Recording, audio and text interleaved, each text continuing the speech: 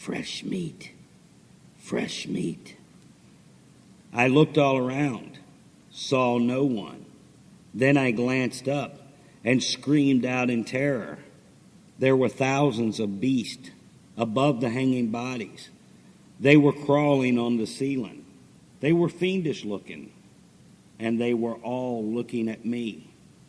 Yum, fresh meat, they whispered. I tried to run, but I was paralyzed. My feet felt like they were welded to the floor. My paralysis was finally broken when one of the fiendish creatures landed on the floor close by. The fiend was even more hideous looking than I first thought, because it wasn't in the shadows now. I began to run. More of the fiends landed on the ground, and they began to chase me. There were still hundreds of the fiends on the ceiling. They were crawling after me. I ran as fast as I could go, but I still thought I was done for. The fiends were everywhere. As I ran, I saw a bright light up ahead. I ran for the light. I had no clue what was there, but I hoped that the fiends might be blinded by that light. It was my only chance. As I got closer to the light, I realized the light was coming from an open doorway. I saw that the door wasn't attached to anything. It was just open cavern on both sides. But I didn't stop to consider this. I kept running. The fiends sounded like they were right behind me. I expected one of them to grab me at any second. I ran through the open doorway, felt something grab for me. It caught my shirt. The shirt ripped, but I kept running and made it through the door. The door slammed shut behind me. Part 5. When the door slammed, I looked all around.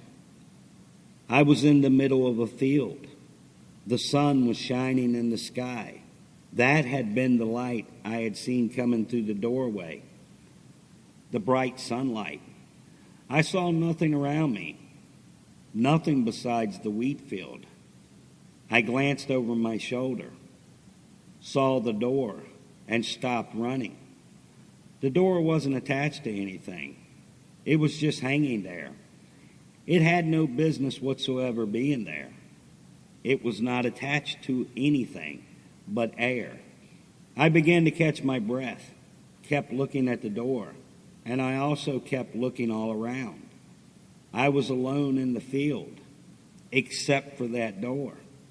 When I finally caught my breath and was calm again, I looked around at the wheat field and began to hear a faint whisper. I could barely hear it, but it was there. As I listened, the whispers got louder, and I was finally able to make out the words. The field holds the secret to all of life's mysteries.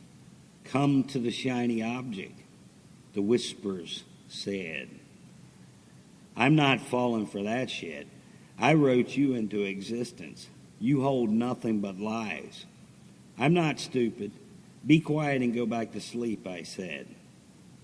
You may have written the field into existence, but things have changed. It's time for you to say goodbye. Ben's in charge, and he has new tricks up his sleeve, the voices whispered. I looked all around the field. The door was no longer there. All that was around was the field. Everywhere that I looked, for as far as I could see in all directions, all I saw was the field. Shit, this isn't good. What the hell has Ben up to? He's taking my stories and changing them. I better figure something out, or this field will be the end of me, I thought. I looked all around the field, didn't see anything besides the wheat. The field was silent. The whispers had stopped, and the silence scared me more than the whispers had. Shit, I hollered. I'll help you with that. I'll scare the shit out of you. a voice said. I spun all around, trying to look everywhere at once. There was no one there. This ain't funny. Show yourself, I said. You can't handle this. I'm too sexy, a voice said. Don't make me laugh. You're not sexy. You are scary looking as hell, I'm sure, I said. I'll show you scary, the voice said. I'm sure you will. Quit making threats and show me, I said. I'm warning you. You can't handle this, the voice said. Try me. Let's see. I can handle a lot, I said. I'm warning you. You aren't going to like me, the voice said. Stop warning me and show yourself. I'll be the judge of whether I can handle you or not, I said. Here goes, the voice said. I turned toward where the voice was, then began to laugh.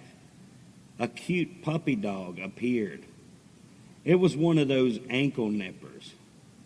I wouldn't laugh if I were you. You wouldn't want to piss me off, the dog said. That's the best that you can do, I said, and continued to laugh. I warned you.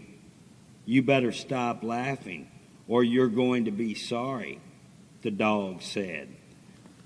I continued to laugh. I couldn't help it. I think I was laughing to release some of the terror I had felt and been through. The dog began to morph into something else. I stopped laughing and took a step back. The dog was no longer a dog. It was a beast, but it was still the same size. So now it was a beast ankle nipper. I stared at the beast for a moment, then began to laugh again. I had been shocked at the change, but now I was amused. The beast was funny and sort of cute. You better stop laughing, or you're going to be sorry. Very sorry, the beast said. I kept laughing. Sometimes when laughter comes, it stays for a while. It pulls up a chair and visits. That was what was going on. The laughter had taken over. I couldn't control it. As I was laughing, the beast began to change color. It became bright red. Then it began to grow. I quickly stopped laughing, began to back up, because it was no longer funny. The beast continued to grow. I continued to back away. Then I looked all around. There was nothing around but the field. There was nowhere to go. I was worried. I was in trouble, and I knew it. The sun was up. There was nowhere to hide. All that was around me was a wheat field. I saw no options. I had nowhere to run, but I was going to have to run anyway. The beast began to growl. I glanced over my shoulder at it. It was massive and still growing. The beast was now 10 feet tall. It no longer looked funny or cute. I began to run. I didn't think it would do any good, but I couldn't stay where I was. I had no idea which way to run. There was nothing in any direction besides the field. Nothing except for the beast. I ran away from the beast as fast as I could go.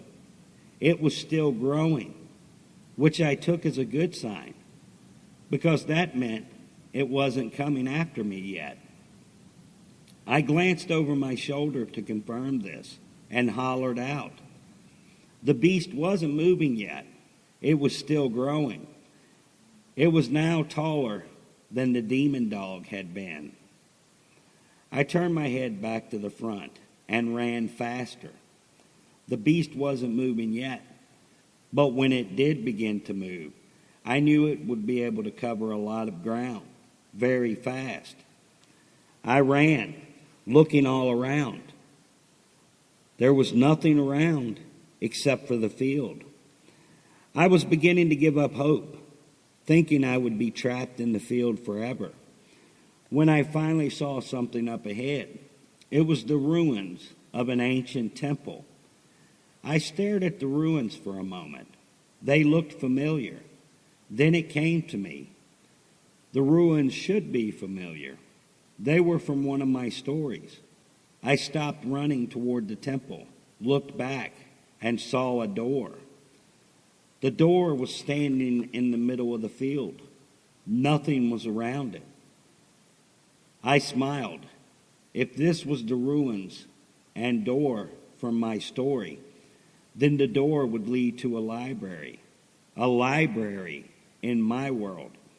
It was an escape from Nevermore, a way out. The door was standing open. I began to run toward it. Then I felt a thump, and the ground shook beneath me.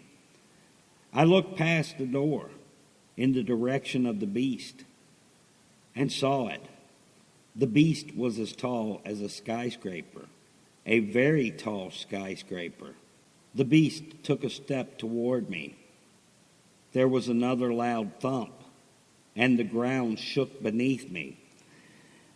I began to run toward the door, even faster. The beast saw me and roared. I felt the wind. The beast began to run toward me. Each time one of its feet hit the ground, there was a loud thump, and the ground shook beneath me.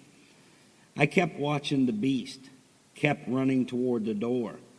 I knew it was going to be a very close thing as to whether I could beat it to the door or not. As I got to the door, the beast reached down for me. I ducked and felt the wind as the beast swiped at me. I ran through the open doorway, and the door slammed shut behind me. Part 6. After the door slammed shut, I looked around, expecting to see a library, because I had just run through the secret door. I wasn't in the library, though. I was standing in front of a school bus. It was old. The paint was faded. Some of the windows were missing, and all of the tires were flat. I glanced at the number on the side. I knew what it would be. It was 67. I glanced at the side of the bus and was surprised by what I saw there, because this was new. It should have been black letters, and it should have read Pleasant View High School. This was on the side of the bus, but there was more, much more, and the letters were red, as if it was painted in blood. The first line read, Pleasant View High School All-Star Killing Team. On the second line, just below the first line, was Bobby Richards and Bus 67. I stared at this for some time. This shit ain't right. What the hell? The stories are beginning to mix together. I had nothing to do with killing you, Bobby. I wasn't one of them that killed you, I said.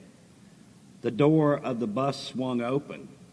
This should have been impossible, because there was no one in the driver's seat. You did kill me off. Twice, as a matter of fact. First, you killed me off at the beginning of Bus 67 Rides Again. Then you killed me off again by never finishing the damn story, a voice said. I didn't look around. I knew where the voice had come from, and I knew who had said it. I was still looking at the side of the bus, because new words were appearing. It was as if unseen hands were writing them. Bobby Richards lives, and Bus 67 rides again. I stood there for a long time, looking as those words appeared. Then I spoke. First off, Bus 67 rides again is just a story. You don't exist, Bobby. Second off, I couldn't finish the story because it dried up and disappeared on me. A new story came along and drowned Bus 67 out. It happened.